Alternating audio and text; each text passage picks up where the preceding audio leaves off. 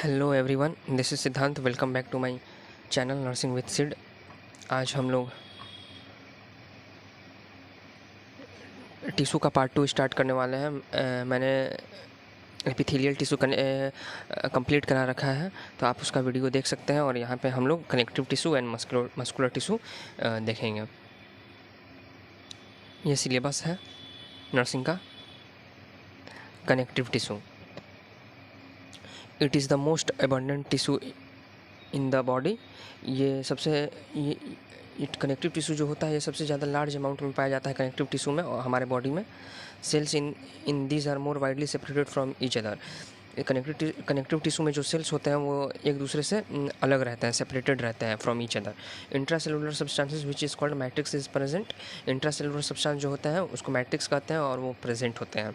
Fibres present in the matrix. Fibres जो होते हैं वो फाइबर्स प्रेजेंट होता है मैट्रिक्स में, which is semi solid jelly. जो सेमी सॉलिड जेली होता है लाइक डेंस और रिजिड जैसे, depending upon the position and function of the tissue. ये डिपेंड करते हैं पोजीशन और फंक्शन ऑफ द टिश्यू पे।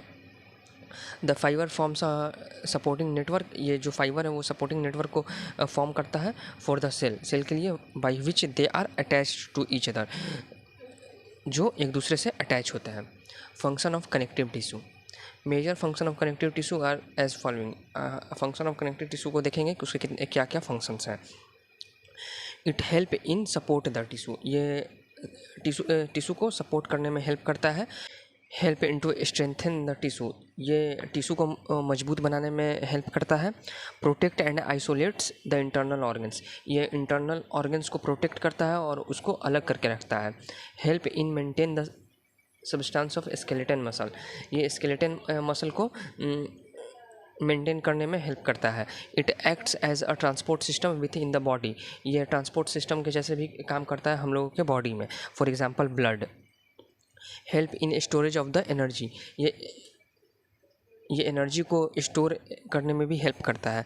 It is the main source of immune response. ये इम्यून सोर्स का मेन रिस्पॉन्स है। अब देखेंगे cell in the connective tissue.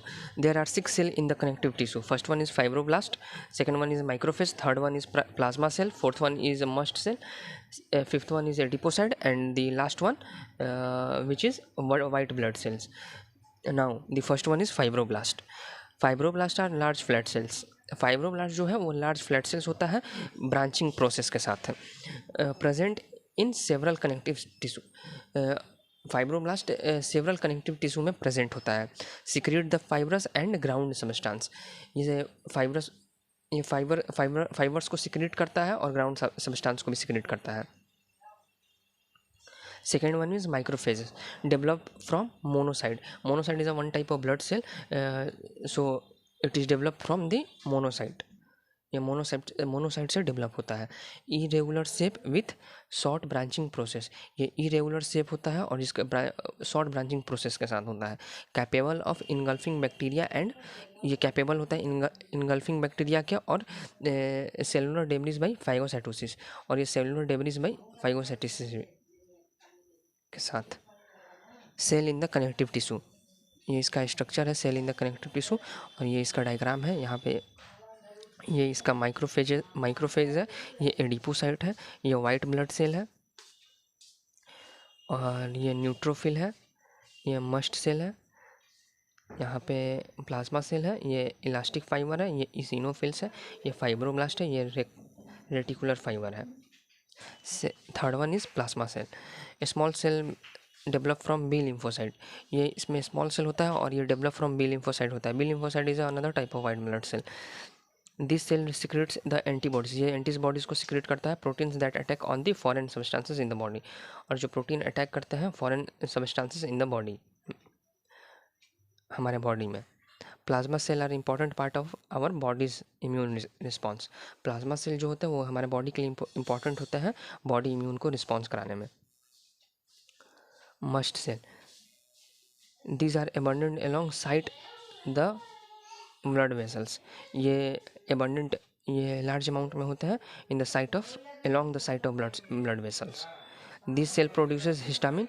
ये जो सेल है ये हिस्टामिन को प्रोड्यूस करता है, which is a chemical when our body is get injured और इन्फेक्टेड, जब हमारे बॉडी को इंजर्ड हो जाता है, इंजर्ड हो जाता है और इन्फेक्टेड हो जाता है, then it produce an inflammatory response, तब ये वहाँ पे इन्फ्लामेटरी रिस्पॉन्स को प्रोड्यूस करता है। The fifth one is adipocyte, it is also called for the cell for adipocells, ये फ्लैट सेल्स को एडिपोसेल भी कहता है, दैट आर स्टोर्ड फैट्स, जो फैट्स को स्टोर करता है। This are found deep to the skin, ये स्किन के डीप में भी पाया जाता है। Example in heart and kidney, heart और किडनी में भी पाया जाता है। Six one is white blood cell, these are not found in significant number, ये सिग्निफिकेंट, ये ज़्यादा अमाउंट में नहीं पाया जाता है, but in certain condition they migrate from blood into connective tissue, मतलब कि ये माइग्रेट होता है, मतलब कि ये ब्लड से जाके कनेक्टिव टिश्यू में माइग्रेट कर जाते हैं। Example neutrophils gather at infection site, जैसे कहीं भी इन्फेक्शन होता है तो वहाँ पर न्यूट्रोफिल्स इकट्ठा हो जाता है। क्लासिफिकेशंस ऑफ कनेक्टिव टिश्यू, वो जो था वो जैसे कि fibroblast, macrophages, plasma cell, mast cell, adipocyte and white blood cell are the cells, मतलब वो कनेक्टिव टिश्यू के सेल्स थे, और यहाँ पे ये क्लासिफिकेशंस ऑफ कनेक्टिव टिश्यू हैं। तो क्लासिफिकेशन में first one is embryonic connective tissue and second one is mature connective tissue. Embryonic connective tissue is also divided into two parts, mesenchyme connective tissue and mucous connective tissue. Mature connective tissue is also divided into 5 parts. First one is loose connective tissue, second one is dense connective tissue, third one is cartilage tissue, fourth one is bone tissue, and the fifth one is liquid tissue. And liquid tissue is also divided into 2 parts, blood and lymph. Now अब हम लोग यहाँ पे muscular tissue को देखेंगे कि muscular tissue, तो this tissue are able to contract and relax, ये मस्कुलर टिश्यू एक एबल होता है कॉन्ट्रैक्शन और रिलैक्सेशन में। It provides movement within the body, ये मूवमेंट को प्रोवाइड करता है and of the body itself, और ये बॉडी के इटसेल्फ में। These are 3 types of muscles tissue, and there are 3 types of muscular muscle tissue, which are first one is skeletal muscle tissue, second one is smooth muscle tissue, and third one is cardiac muscle tissue. Now here skeletal muscle tissue, this tissue is called skeletal. इस tissue को skeletal इसलिए कहते हैं because it forms those muscle that move the bones, मतलब ये वो muscles होते हैं जो बोन्स को मूव करने में हेल्प करते हैं। It is striated because striation strips, इसको स्ट्रिएटेड कहते हैं because striation strips can be under microscope. This tissue is voluntary, ये वॉलेंट्री होता है, voluntary means in our under control, that is under conscious control, यह जिसे हम कंट्रोल कर सकते हैं। दिस फाइबर्स और cells in this tissue are cylindrical and contain several nuclei, ये जो है सिलेंड्रिकल स्ट्रक्चर जैसा होता है जिसमें सेवरल न्यूक्लियाई होते हैं। फॉर एग्जांपल मतलब स्केलेटल मसल टिश्यू जो हेल्प करते हैं, जैसे एग्जांपल है writing, maintaining and upright position, skating और साइकिलिंग etc। ये रहा स्केलेटल मसल टिश्यू का स्ट्रक्चर, यहाँ पे स्ट्रेशन है और ये there are many nuclei present in it. The second one is smooth muscle tissue. Smooth muscle tissue is also called non-striated. Smooth muscle को non-striated भी कहता है। It does not have striation, इसमें striation नहीं होता है। It is involuntary, ये involuntary होता है, that is not under conscious control, ये हमारे कंट्रोल में नहीं होता है। Some smooth muscle has intrinsic ability to initiate to its own contraction. इसमें जो सम मसल होता है उसमें इंट्रिंसिक एबिलिटी होता है जो खुद से कॉन्ट्रैक्ट कर सकता है, जैसे example peristalsis. It is the present in the walls of hollow organs for regulating diameter of blood vessels. It is present in the walls of hollow, ये हॉलो ऑर्गन्स में भी प्रेजेंट होता है for regulating the diameter of blood vessel, जो regulate करता है diameter के blood vessels को एंड प्रोपेलिंग कंटेंट्स, और ये बाहर निकालने में भी हेल्प करते हैं along and expelling contact of unit bladder. In this tissue shape of cells are spindle, इस टिश्यू में जो उसका शेप होता है वो स्पिंडल होता है एंड हैव सेंट्रल न्यूक्लियस, और इसमें सेंट्रल न्यूक्लियस भी होता है।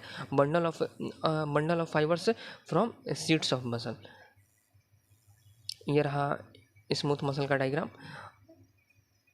Third one is cardiac muscle. This is only found in heart walls. ये हार्ट वाल्स में सिर्फ प्रेजेंट होता है। It is not under unconscious control. ये अनकॉन्शियस होता है which is not in our control. Cross strip और station can be seen when viewed under a microscope. जो इसका क्रॉस स्ट्रिप और स्टेशन होता है वो तभी दिखाई देता है जब उसे हम लोग माइक्रोस्कोप से देखते हैं। In this each cell has a nucleus. इसके ईच सेल में न्यूक्लियस होता है एंड वन मोर ब्रांचेस, और इसका एक और ब्रांचेस होता है। Contact with ends of heart walls, और ये कॉन्टैक्ट करता है हार्ट वाल्स के एंड्स को। This the joints which one cell in joint to other is called intercalated disc. The joints which one cell is joint, मतलब जो joint होता है उसके वन सेल जब ज्वाइंट करता है टू अदर इज, मतलब एक दूसरे से ज्वाइंट करता है, इज कॉल्ड इंटरलोकेटेड डिस्क। उसको इंटरलोकेटेड डिस्क भी कहते हैं। This disc are thicker and darker. ये जो डिस्क होते हैं वो थिकर होते हैं और डार्कर होते हैं then the ordinary cross strip, जो कि अलग क्रॉस स्ट्रिप से। ये रहता है इसका कार्डियक मसल्स का डायग्राम। यहाँ पे बाउंड्री सेल है, न्यूक्लियस है, इंटरलोकेटेड है।